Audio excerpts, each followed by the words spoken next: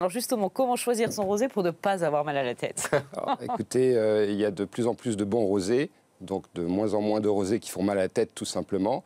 Il faut mettre un petit peu d'argent dedans. Combien simplement.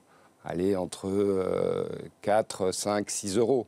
À 4, 5, 6 euros, on a quand même un rosé qui donc ne fait pas mal à la tête. D'accord. Bien sûr, Donc absolument. en dessous, il vaut mieux éviter, c'est ça? Oui, franchement. Disons que oui, c'est 4, 5, 6 euros, c'est bien. Alors, quelle couleur choisir? Parce qu'il y a des rosés de différentes couleurs. Il y en a des saumons, il y en a des un peu plus rosés, c'est le cas de le dire. Oui. Comment le choisir? Lequel faut-il prendre? Lequel est le plus sucré? Alors, la couleur ne va pas impacter sur le sucre, mais un peu sur le style. En général, je dis en général parce que ce n'est pas une science exacte, mais les couleurs les plus pâles donnent des rosés plus faciles à boire, alors que les couleurs un peu plus prononcées donnent des vins, on parle un peu plus vineux, donc des vins qui vont un peu plus accompagner la gastronomie. D'accord, un peu plus tannique, non? C'est ça, un peu plus fort? Ils ne seront pas très tanniques, mais ils auront un côté quand même plus riche, donc ils vont accompagner des plats plus riches. Quelle région privilégiée? Parce que le rosé, on pensait que c'était la Provence, mais maintenant tout le monde fait du rosé. Qu'est-ce que vous dites, vous? D'abord la Provence. D'abord 90% de vins rosés.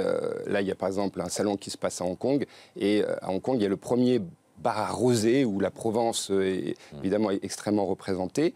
Mais on peut être un peu exotique dans ces rosés. On peut aller aussi en Bourgogne, il y a des Marsanais.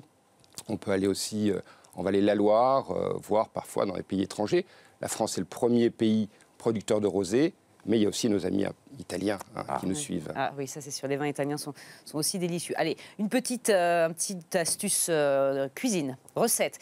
On connaît évidemment le rosé avec le barbecue, mais avec un plat peut-être plus courant, avec quoi se marie-t-il bien?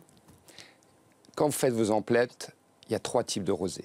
Il y a le rosé simple d'apéritif. Ça, c'est justement pour les amis, c'est sur la terrasse. On va avoir des rillettes de poisson. Avec des glaçons, par exemple. Un crime. Je dis ça en monologue, mais franchement, le rosé, ça va avec les glaçons. Et pourquoi pas? En fin de compte, le rosé, c'est pour ça qu'il plaît, il a un petit côté un peu subversif. Ouais. Donc, pourquoi pas? Mais à éviter quand même. Après, il y a le deuxième type de rosé, un peu plus vineux, qui généralement a un peu plus de couleur.